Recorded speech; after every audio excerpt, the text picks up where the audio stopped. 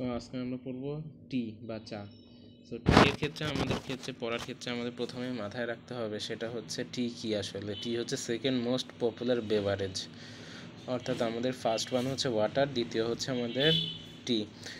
চা খাওয়া হয় 18 থেকে 20 বিলিয়ন কাপ পার ডে, অর্থাৎ 18 থেকে 20 billion cup of day. Can you imagine?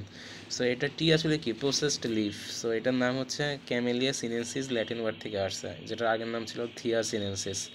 So camellia সিনেনসিসটাই এখন ব্যবহৃত হয়, আর আউটডেটেড নাম হচ্ছে থ্রিয়া সিনেনসিস। সো এখানে তোমার কনস্টিটিউয়েন্টগুলো কী কী কী কী কেমিক্যাল থাকে আমাদের চায়ের ভিতরে, সেগুলো হচ্ছে স্টিমুলেন্ট, এটা একটা স্টিমুলেন্ট জাতীয় পদার্থ, যার ভিতরে ক্যাফেইন থাকে ফিউয়ার এমজি পার কাপ।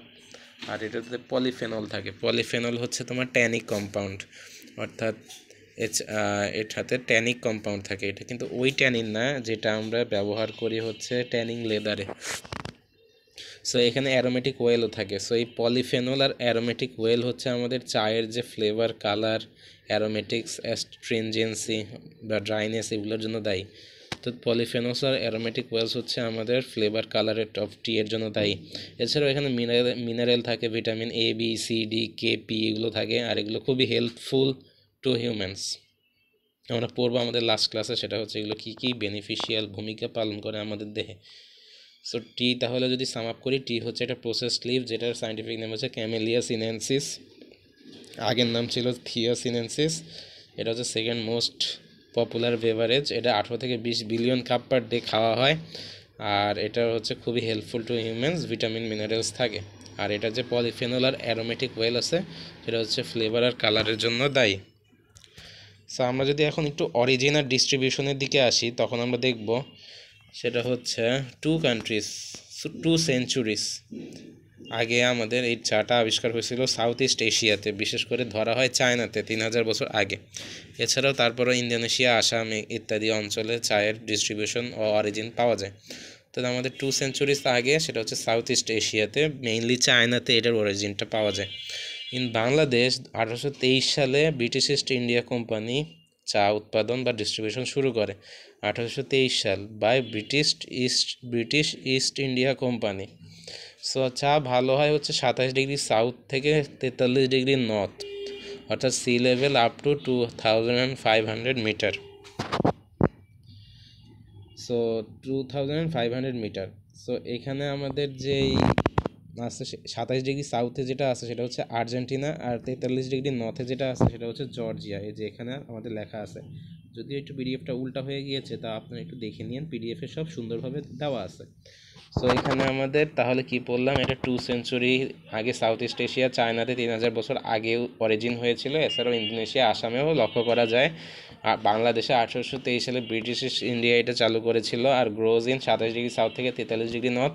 27 ডিগ্রি সাউথ হচ্ছে আর্জেন্টিনা, 43 ডিগ্রি নর্থ হচ্ছে আমাদের Georgia, sea level up to 2500 metre. So এটার কন্ট্রিবিউশন যদি আমরা দেখি, কন্ট্রিবিউশন ওয়ার্ল্ডটি কনজামশন আকারে আছে, ওয়ার্ল্ডটি এক্সপোর্ট আকারে আছে, আর ওয়ার্ল্ডটি প্রোডাকশন আকারে আছে। আমরা যদি প্রথমেই কন্ট্রিবিউটিং ওয়ার্ল্ডটি প্রোডাকশন দেখি, এটা দেখি আমাদের টোটাল টি প্রোডাকশনের চায়নাই করে 38%, ইন্ডিয়া করে 24%, কেনিয়া করে 9%, Sri Lanka 7%, and Turkey 4%, and others 18%, including Bangladesh. So কন্ট্রিবিউটের ক্ষেত্রে আমাদের ওয়ার্ল্ড প্রোডাকশনে ইন্ডিয়া হচ্ছে 38, চায়না হচ্ছে 38, ইন্ডিয়া হচ্ছে 24, কেনিয়া হচ্ছে 9%, এবং শ্রীলঙ্কা হচ্ছে 7%। চারটা মনে রাখলে আপাতত এনাফ।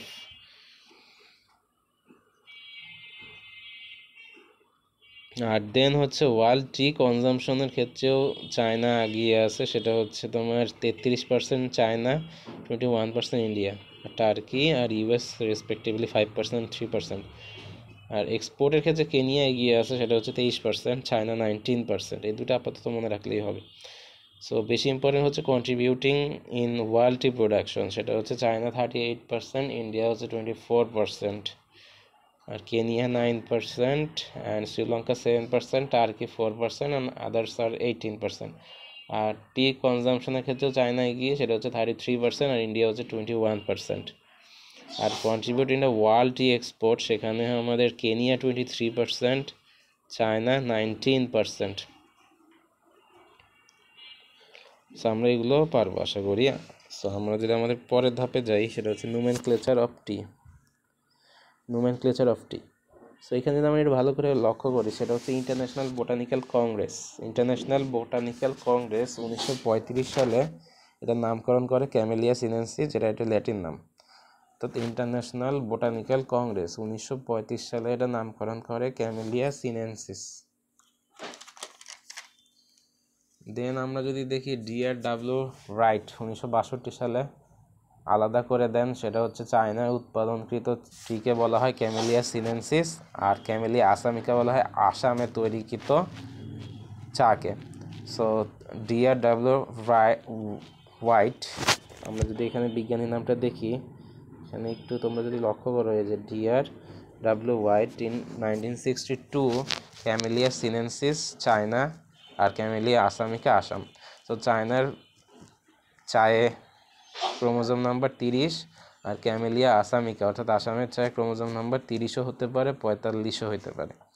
অর্থাৎ চায়ের ক্রোমোজোম নাম্বার 30 চাইনিজ, আর আসামে হচ্ছে 30 বা 45। সো টাইপস অফ টি, তো আমরা এখন যদি টাইপস অফ টি দেখি, প্রসেসিং মেক্স দ্য ডিফারেন্স, অর্থাৎ আমাদের কী পরিমাণে প্রসেসিং হচ্ছে তার উপরে আমাদের ডিফারেন্সটা হয় আসলে। তো মূলত টাইপ অফ টি হচ্ছে 3 ধরনের, সেটা হচ্ছে আমাদের গ্রিন টি, ওলং টি আর ব্ল্যাক টি। সো আমাদের প্রথমে যদি দেখি গ্রিন টি হচ্ছে আমাদের আনফার্মেন্টেড, ওলং টি হচ্ছে পার্শিয়ালি ফার্মেন্টেড, আর ব্ল্যাক টি হচ্ছে আমাদের ফুললি ফার্মেন্টেড। তারপর গ্রিন টি হচ্ছে immediately steamed or fired, R oolong টি হচ্ছে 4-5 ঘন্টা সানলাইটে রেখে দেওয়া হয়, আর ব্ল্যাক টি হচ্ছে সারাদিন ফার্মেন্টেশনের জন্য রেখে দেওয়া হয়। আর তারপরে হচ্ছে গ্রিন টি হচ্ছে কিলস ফার্মেন্টেশন এনজাইম, অর্থাৎ শুরুতেই যেহেতু হিট দিয়ে দেওয়া হয় তার জন্য ফার্মেন্টেশন এনজাইম আর বেঁচে থাকে না। ওলং টি হচ্ছে তোমার অ্যামেজিং ফ্রুট আর ফ্লাওয়ারি নোট ট্রেডমার্ক হিসেবে থাকে, আর ব্ল্যাক টিতে হচ্ছে টেনিন পাওয়া যায় ভালো পরিমাণে। Green tea leaf green, liquor light, flavour mild, আর ওলং টিতে হচ্ছে ফ্লেভারটা কিছুটা কমপ্লেক্স, আর তোমার more colour than green, not as dark as black. আর ব্ল্যাক টি এর লিভস অলওয়েজ ডার্কার হয়ে যাবে, আর এটার flavour depends on where it grown, it may be China or it may be Assam. আর আরেকটা প্রকারভেদ আছে হার্বাল টি, যেটা কোনো রিয়েল টি না, সেটা হচ্ছে রেদার হার্বস, এখানে লেখা আছে। সো আমরা 3টা প্রকারভেদ পেলাম, এটা গ্রিন টি, ওলং টি আর ব্ল্যাক টি। গ্রিন টির ক্ষেত্রে আনফার্মেন্টেড, ওলং টি এর ক্ষেত্রে পার্শিয়ালি ফার্মেন্টেড, অ্যান্ড আমাদের ব্ল্যাক টি এর ক্ষেত্রে fully fermented.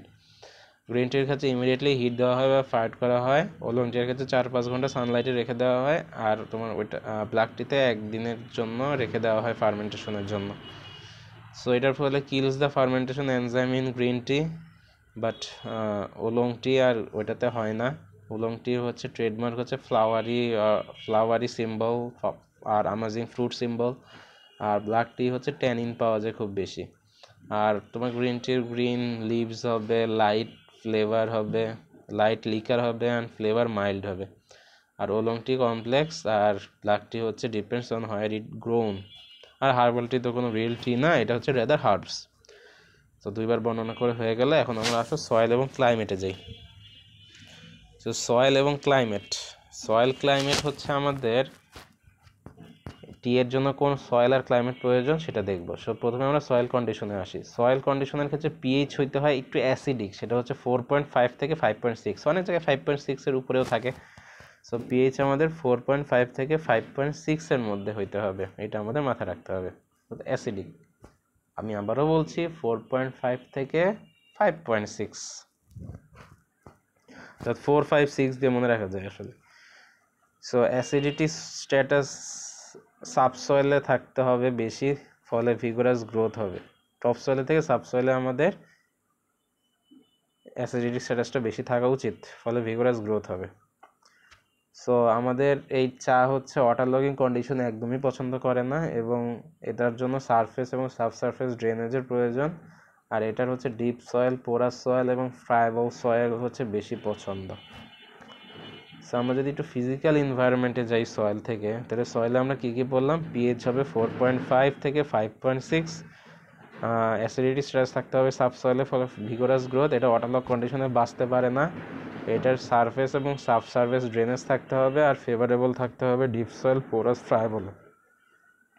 So physical environment হচ্ছে এটার ওয়ার্ম ডে হইতে হবে, long sunshine hours. Warm day হইতে হলে তো লং সানশাইন আওয়ার লাগবেই, হাই হিউমিডিটি থাকতে হবে, অ্যাডিকুয়েট রেইনফল থাকতে হবে। ওভারনাইট শাওয়ার হলে সেটাকে আমরা বেশি প্রিফার করি। তার জন্য আমাদের সিলেট অঞ্চলে এটা করা হয়, কারণ সিলেট অঞ্চলে হিউমিডিটিটা হাই থাকে, রেইনফলও পর্যাপ্ত পরিমাণে হয়, সারা রাত ধরে বৃষ্টি হয় যেহেতু পাহাড়ি এলাকা। আর এটাতে ওয়ার্ম ডেও থাকে সারাদিন, লং সানশাইন আওয়ারও থাকে, সরাসরি সূর্যের আলো পাওয়া যায়। সো আসলে রেইনফলের কথা যেহেতু বললাম, তাহলে রেইনফল যেহেতু এটার উপর ডিপেন্ডেন্ট, সো ট্রিকে বলা হয় রেইনফেড ক্রপ। সো এটার বার্ষিক যে রেইনফলের প্রয়োজন সেটা হচ্ছে 1150 থেকে 6000 মিলিমিটার। সো আমাদের যে পড়লাম সেটা হচ্ছে আমাদের রেইনফল হচ্ছে, এটা একটা রেইনফেড ক্রপ, এটার প্রয়োজন হচ্ছে 1150 থেকে 6000 মিলিমিটার অ্যানুয়াল রেইনফল। আর এটা হচ্ছে তোমার ময়েশ্চার স্ট্যাটাসটা ভেজিটেবল গ্রোথকে ইনডিউস করে। সো রেইনফলের পরিমাণ যদি কত আমি বলি তাহলে অ্যান্সার কী হবে, তাহলে অ্যান্সার হবে 1150 to 6000 মিলিমিটার।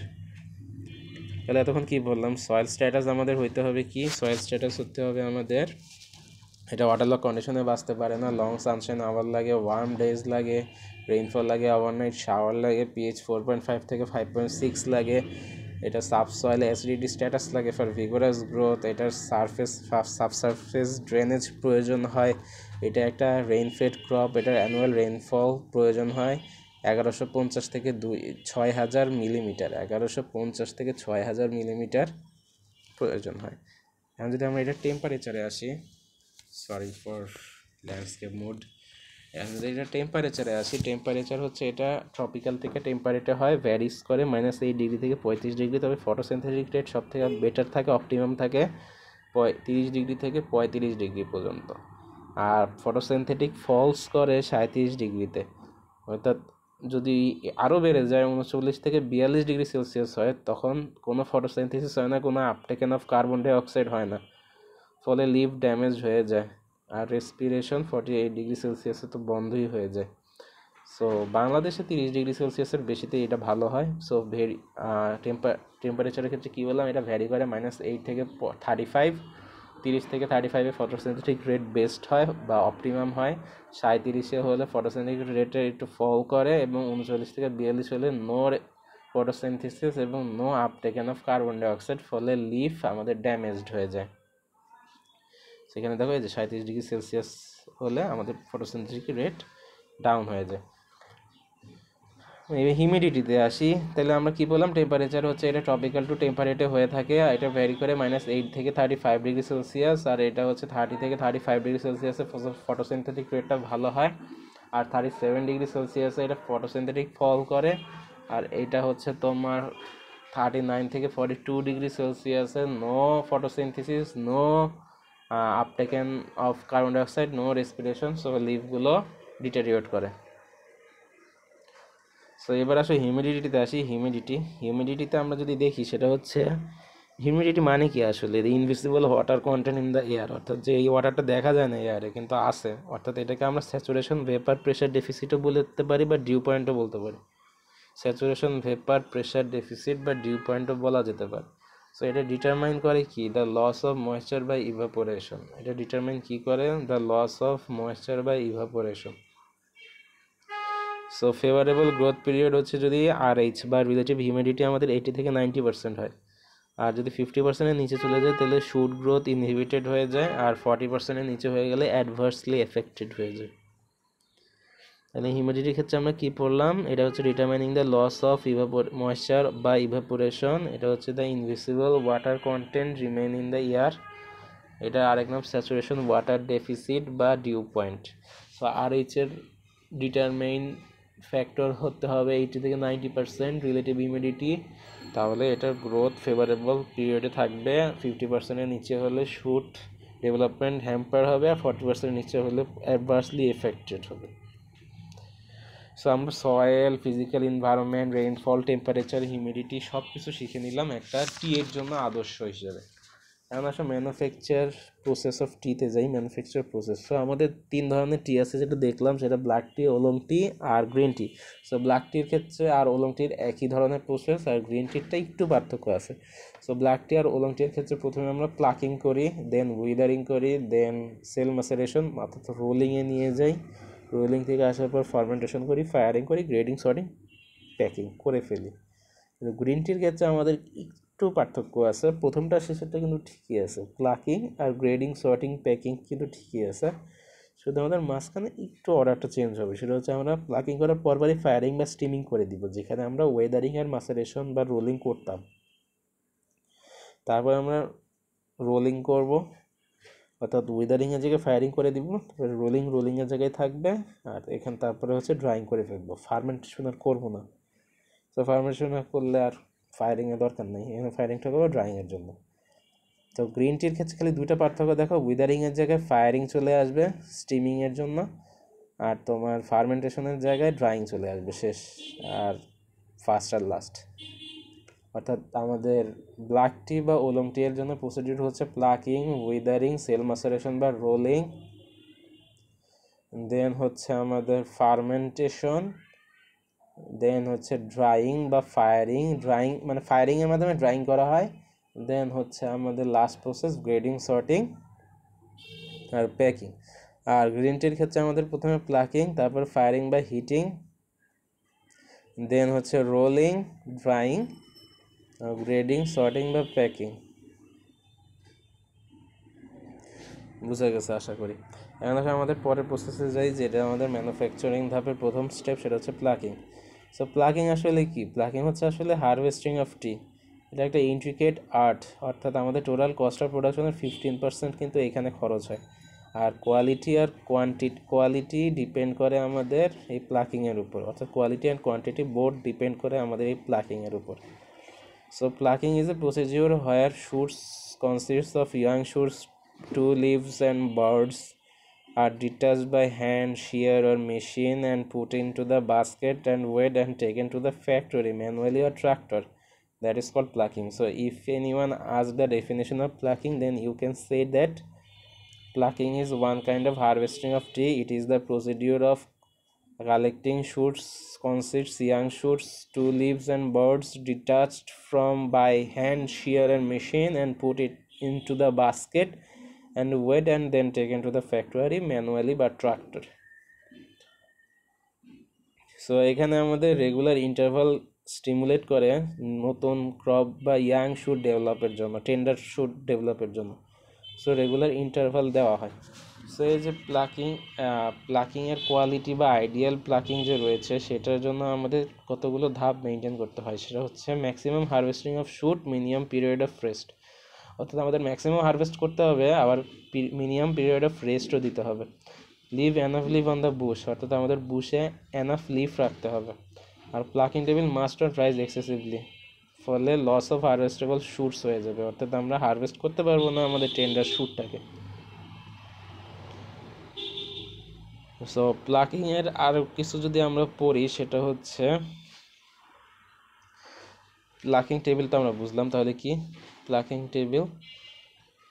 সো প্লাকিং টেবিলের পরে আমরা যদি আসি, স্মুথ সারফেস করার জন্য আসলে top of the Bush flat বা প্যারালাল রাখা হয়, এটাকে আমরা প্লাকিং টেবিল বলি। অনেকের কোশ্চেন থাকতে পারে প্লাকিং টেবিলটা কি। এটা হচ্ছে আমাদের টপ অফ দ্য বুশটাকে স্মুথ রাখি, অর্থাৎ ফ্ল্যাট বা প্যারালাল রাখি। তোমরা যদি চা বাগানে দেখো, দেখবা সবগুলোই সমান।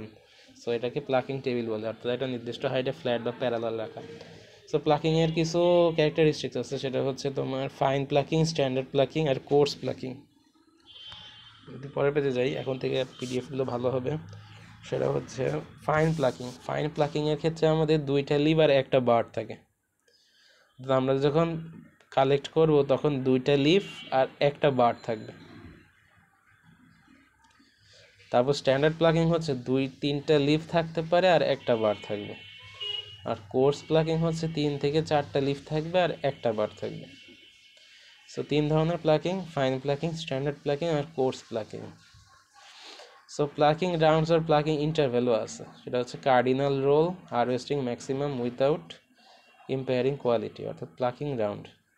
বাংলাদেশে 7 দিন করা হয় প্লাকিং রাউন্ড। অর্থাৎ প্লাকিং রাউন্ড মানে কি আসলে? Time interval in days between plucking, অর্থাৎ আমাদের এক প্লাকিং থেকে আরেক প্লাকিংয়ের বিটুইন যে সময়টা, বাংলাদেশে কয় দিন? 7 দিন। সো আমাদের গুড প্লাকিংয়ের কিছু ক্যারেক্টারিস্টিক্স আছে, সেটা হচ্ছে গুড প্লাকিং আমরা কি পার্সেন্টেজে বলবো? যদি একটা লিফ একটা বার্ড হয় তাহলে 10% গুড প্লাকিং। দুইটা লিফ একটা বার্ড যদি হয় তাহলে 65% গুড প্লাকিং। এক সফট বুঙ্গি লিফ যদি হয় তাহলে 15%, আর 3 লিফ প্লাস 1 বার যদি হয় তাহলে 5%, আর 2 সফট বুঙ্গি লিফের জন্য 5%। So plucking and leaf quality, যদি আমরা দুইটা ইয়াং লিফ আর একটা বার্ড করতে পারি সেটা সব থেকে বেস্ট। আর আমরা দেখতে পাচ্ছি সেখানে 65% গুড প্লাকিং ইন্ডিকেটর আছে। সো কেন থাকে সেটা হচ্ছে, এখানে যদি একটু পড়ো তাহলে দেখতে পাবা যে আমাদের দুইটা লিফ আর একটা বার্ডে হায়ার পলিফেনল থাকে, ওয়াটার সলিবল সলিড থাকে, আর ক্যাফেইন থাকে। সো এটা আমাদের মর্নিং প্লাক করা হয়, কারণ মর্নিংয়ে পলিফেনলের পরিমাণটা হাই থাকে। সো আমাদের ট্রান্সপোর্টের বা অতিরিক্ত ডেন্সিটির কারণে 50°C বেশি যদি হয়ে যায় তাহলে সেটা অপটিমাম টেম্পারেচার হয় না। আমাদের লস অফ ক্যাটেচিন হয়ে যায়, লস অফ থ্রিওফ্ল্যাভিন হয়ে যায়, লস অফ থিওরুবিজিনস হয়ে যায়। সো এগুলো আমরা সামনে পড়বো যে what is theaflavin, what is thearubigins. So এটার কোয়ালিটি মেনটেনের জন্য আমাদের ট্রান্সপোর্ট বা ডেন্সিটি আমাদের মিনিমাম রাখতে হবে, আর টেম্পারেচার হইতে হবে 40°C, 45 মিনিটের বেশি ট্রান্সপোর্টে রাখা যাবে না। সো আমরা কী কী বললাম, যেটা হচ্ছে আমাদের প্লাকিং টেবিল হচ্ছে স্মুথ সারফেস, অর্থাৎ টপ অফ দ্য বুশ আমাদের প্যারালাল বা স্মুথ বা ফ্ল্যাট রাখার জন্য যে সিচুয়েশন ক্রিয়েট করা হয় তাকে আমরা বলি plucking table. Fine plucking, standard plucking, course plucking. Fine plucking হচ্ছে দুইটা লিফ একটা বার্ড, তারপরে হচ্ছে স্ট্যান্ডার্ডে হচ্ছে তোমার 2টা থেকে 3টা লিফ আর একটা বার্ড, আর কোর্সে হচ্ছে 3টা থেকে 4টা লিফ আর একটা বার্ড। দুটা লিফ আর একটা বার্ড করলে 65%, একটা লিফ একটা বার্ড করলে 10%, আর 3টা লিফ আর একটা বার্ড যদি করা হয় তাহলে 5%, আর 2 সফট বুঙ্গি লিফের জন্য 5%, 1 সফট বুঙ্গি লিফের জন্য 15%। 2 লিফ আর এক বাড়ি হচ্ছে বেশি ফেভারেবল, কারণ এটাতে হায়ার পলিফেনল থাকে, ক্যাফেইন থাকে, ওয়াটার সলিবল সলিড থাকে। তার জন্য মর্নিংয়ে প্লাগ করা হয়। আর ট্রান্সপোর্টের সময় আমাদের মনে রাখতে হবে 40°C আর 45 মিনিট, এটা মনে রাখতে হবে, কারণ বেশি যদি 50°C হয়ে তখন এটা লস অফ ক্যাটেচিন বা লস অফ থ্রিওফ্ল্যাভিন আর লস অফ থিওরুবিন হবে। সো এই হচ্ছে আমাদের টিয়ের ফার্স্ট ম্যানুফ্যাকচারিং প্রসেস, সেটা হচ্ছে আমাদের প্লাকিং। পরবর্তী ক্লাসে আমরা withering, cell maceration, fermentation, firing, grading, sorting, packing ইত্যাদি নিয়ে ক্রমান্বয়ে আলোচনা করব। সো সবাইকে এতক্ষণ সাথে থাকার জন্য ধন্যবাদ।